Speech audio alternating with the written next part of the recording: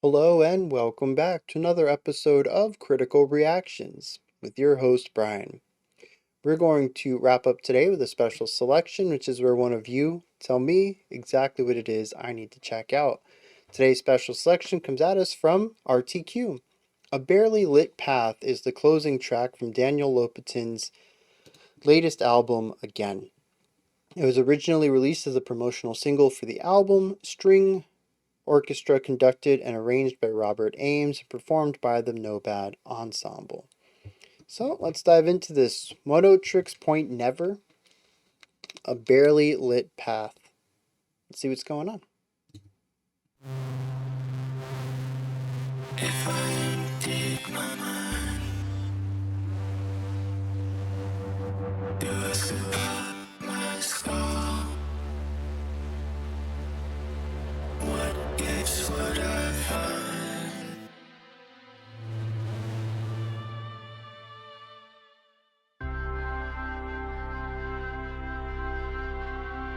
Nothing's inside, just a slug that provides a barely lit path from your house to mine. Really interesting layers on the vocals there. There's a lot of them. And they all come together in a way that feels singular to me.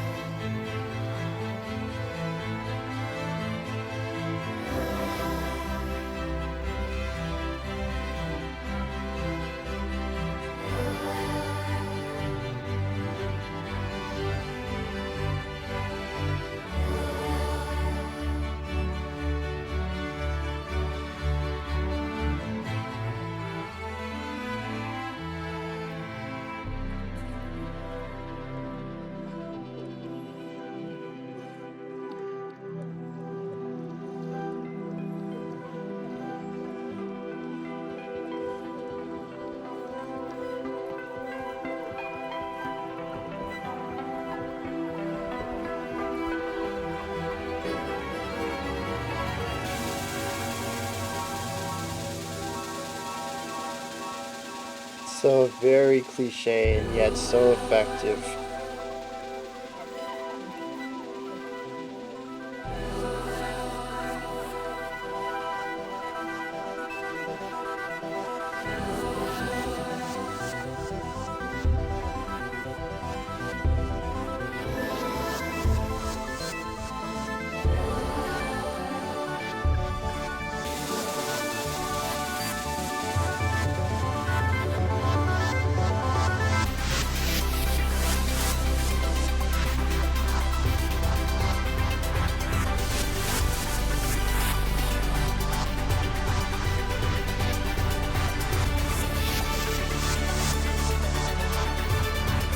It's an interesting journey we've been taking on. Darkness, doubt, joy, elation.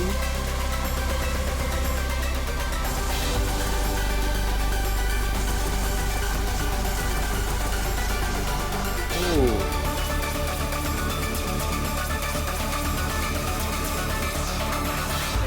some interesting dissonance mixed in there.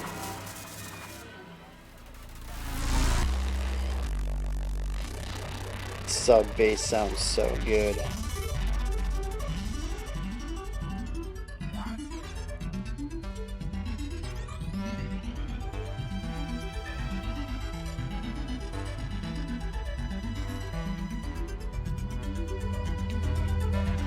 It's interesting how many motifs have been present here as well.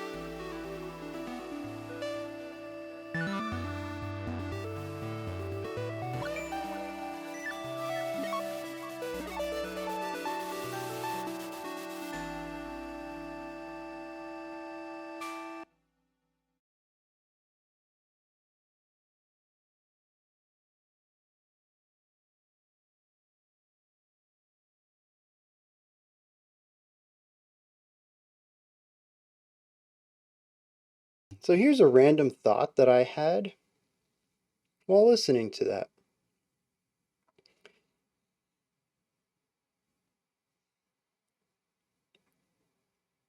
The best electronic creators, music creators, would probably do really well writing classical.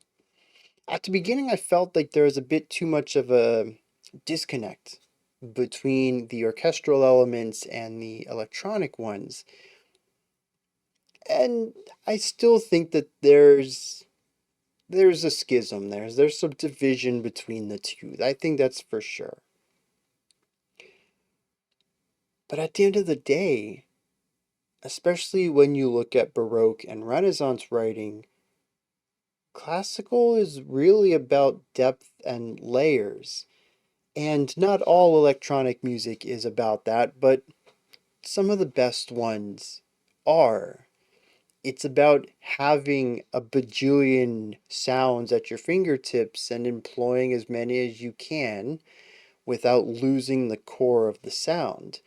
Sometimes when you get to stuff like EDM, that means just a foundation, a melody, and a beat. That's all that the song really calls for, but we've listened to some incredibly dense electronic music from all sorts of creators. Oneohtrix Point Never, in particular, right here, where the complexity does come from a depth of layers. There's so many elements going on at any one time that it can feel overwhelming, probably in a way not too dissimilar to how people respond to classical music. It's I've talked about this before that when it comes to listening to music you're not used to, one of the things is learning the language. You have to figure out what they're trying to say, what kind of techniques they use, what kind of production style they use. There's a learning process to all of it. All music is an acquired taste. But I really feel like the languages of electronic music and classical are not too dissimilar. At best, they're different dialects. And I never really made that connection until right here listening to them combined, and I realized just how similar they are. One is usually more focused on texture, the other one more focused on harmony, but the concept of dense layering, having multiple parts going off at the same time, and counterpoint and hockets, yeah, This is really an exploration of sound that I think should happen more often, and I'm kind of curious if it will. Get out of my face. I don't know if anyone's done this other than Oneohtrix Point Never, particularly in this style, going for depth and complexity on both sides. I'm sure someone else has attempted it, even if they're not so popular. Very rarely is my introduction to something the origin point of a sound, but still, Oneohtrix Point Never is a fairly big producer, music creator, composer, whatever you want to call him. I would love to hear more artists take this on.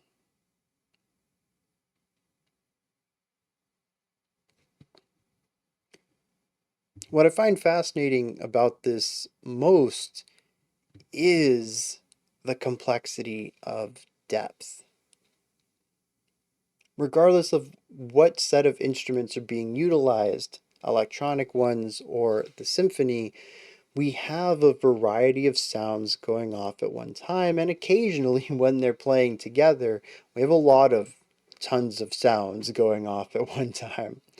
Um, the symphony consistently utilizes multiple foundational elements, creating several rhythmic backbones, with usually two melody lines and some ornamental stuff going on around it. It is a lot of stuff happening that all kind of works together in a way to bring your attention down to a singular focus. The electronic side also has several components creating a foundation with several lead lines and several ornamental ideas. But what's interesting is that, at least the way that this song is written, they're not all designed to create a uniformity to it. All of the sounds are unique, unlike the several strings of the symphony, the orchestra. While all of the strings do have their own unique timbres to them, they are all strings. We don't have glockenspiels, timpanis, brass. It is a rather small size of uh, sound colorings. When it comes to the electronic side, it's sort of all over the place. There's a lack of the uniformity there. I also spoke about the various rhythmic backbones that we get from the symphony and our foundation. They all kind of come together. Some are constant eighth notes, some are quarter notes, some are longer held out notes, but they all tend to pulse on the same core accented beats. Once again, a lot of movement with a singular focus. The electronic side just doesn't do that. Everything is doing their own thing. It is sound overload. I really like the contrast here.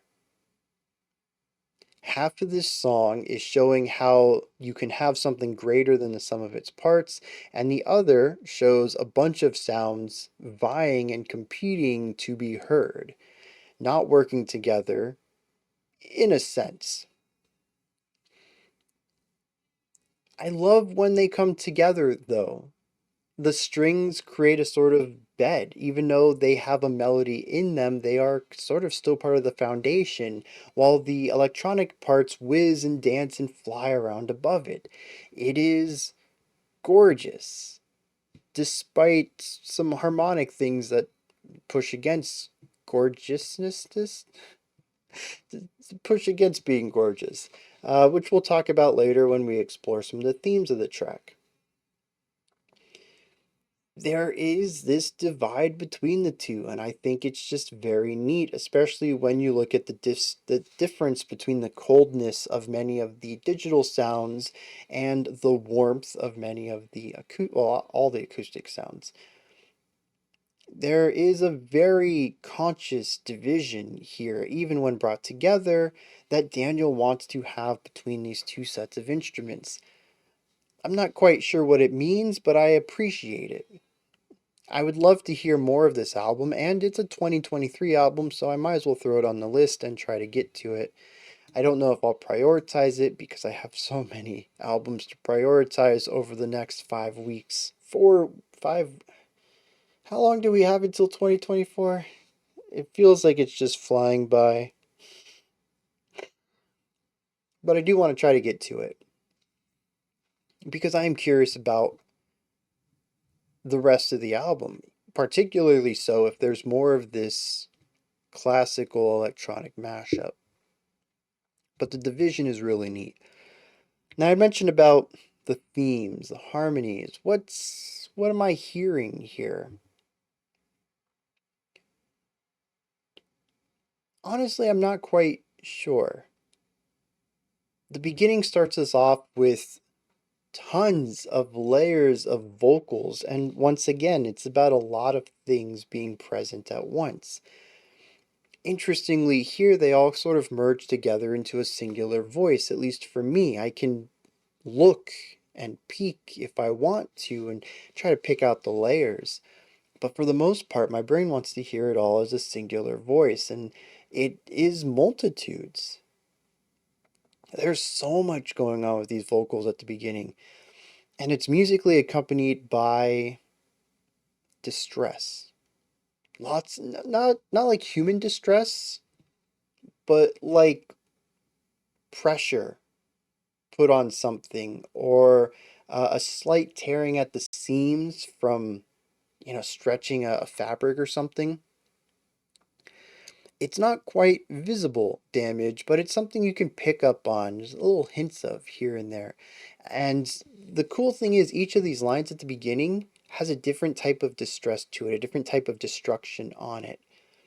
I don't know if this is all production or if there's also a component to what layers of the vocals are most present, are on top of the stack, so to speak. There are some that are more garbled and distorted than others. And it could be that he plays around with the stack and allows certain sounds to be more present than others at different times. I'm not sure. I'd have to go back and give it another listen. But regardless, it almost feels like this stack of sounds, of voices, also present themselves in different ways across the opening 8 lines or whatever it was. It was just fascinating to listen to. It feels like someone fractured, trying to piece themselves back together and not quite knowing the order the puzzle pieces are supposed to go into. From there, we explore a variety of emotions. There's darkness, there's joy, there's a feeling of loss, there's elation, there's triumph. It sort of goes through all of them. But what's really cool too is that we don't ever really get one at a time. They're sort of snuck into each other. There's moments of joy in more somber sections and tense dissonance underneath triumphant moments. You never really get a clear-cut moment to feel one thing. Everything's undercut just a little bit. And I like that. It feels very human, which I think is an interesting word to say. So much of this is digital, it's artificial.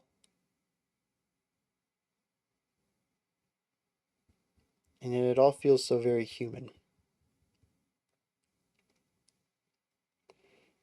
I'm not quite sure what it means by a barely lit path. The concept there would be that there is a well-trodden road, a path that people know of, but it's difficult to see. This isn't about going off the beaten path and doing your own thing. This is about walking a path that others have before you, but just not having the light to really see it clearly. Kind of stumbling through, veering off it for a little bit, realizing, oh, that's not where I was supposed to go, and you got to retrace your steps back to the path. The point is to stay on it. It's just a little more difficult to do so. Maybe even more difficult than it should be. Maybe other people have walked the path with more light.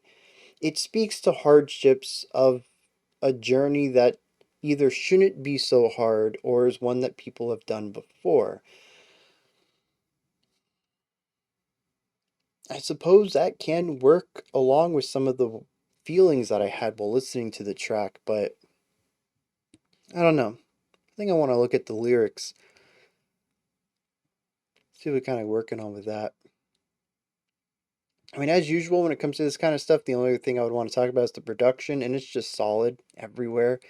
There's some really genius decisions in here to do sonic things that I don't know how or to explain. Typical electronic music stuff that's a bit outside my grasp, a bit outside my knowledge, but it's a blast to listen to, and I think part of it is because I don't understand it. It just sounds cool, but it also feels like magic in a way that traditional music rarely hits me with.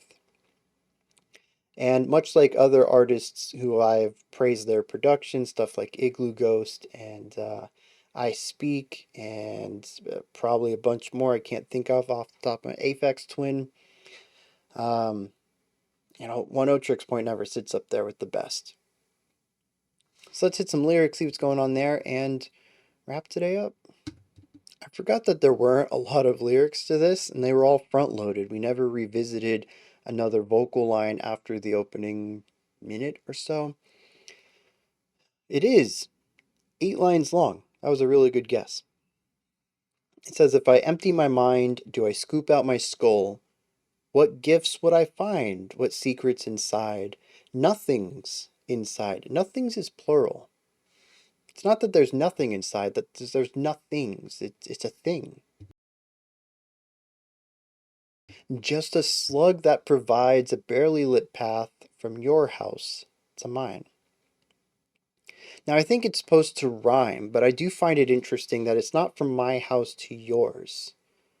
The slug in my mind that I hold on to shows me a path from your house to mine.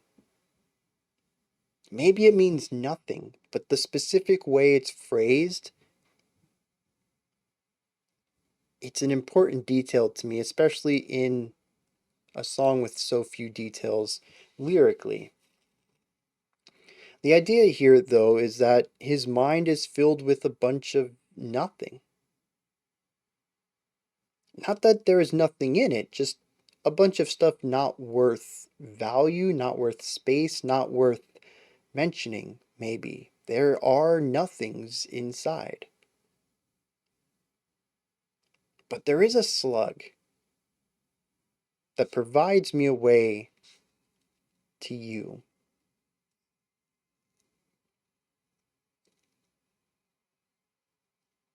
It's romantic in a emo, self-deprecating kind of way,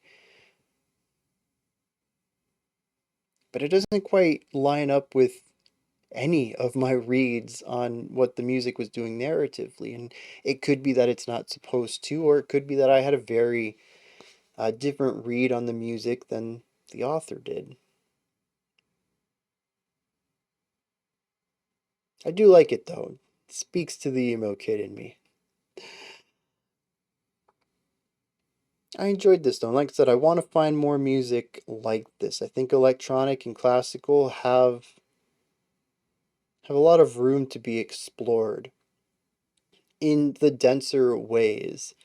Not just, I put a string line with a pop, I put a string instrument with a pop line in my electronic piece. Like, no, I mean, we know that the sounds work together. Is there any genre of music that a violin wouldn't work with, or a cello? These two instruments just seem to fit in everywhere. I'm talking about legitimate classical composition paired with electronic composition. I think there's a lot of room to be explored here, a lot of ground to be explored, I should say, and room for this combination to grow. Those are my thoughts. Oneohtrix Point Never's A Barely Lit Path. What about you, though? What are your thoughts, perspectives, and opinions on this? Drop all that stuff in the comments section. Above that, in the description box, you'll find a link to Linktree. It takes you to this menu right here. You can find links to my music, ways to support the channel, a link to the Discord server, and so much more. Above that, if you could, like, subscribe, and ring the bell. I greatly appreciate all three of those. That wraps it up for today, but we will be back tomorrow, 5 p.m. Eastern Standard Time, 10 p.m. UTC, as usual. Until next time, remember to be critical, not cynical, of the music you listen to, and have a fantastic morning, afternoon, or evening, whenever you choose to watch my videos.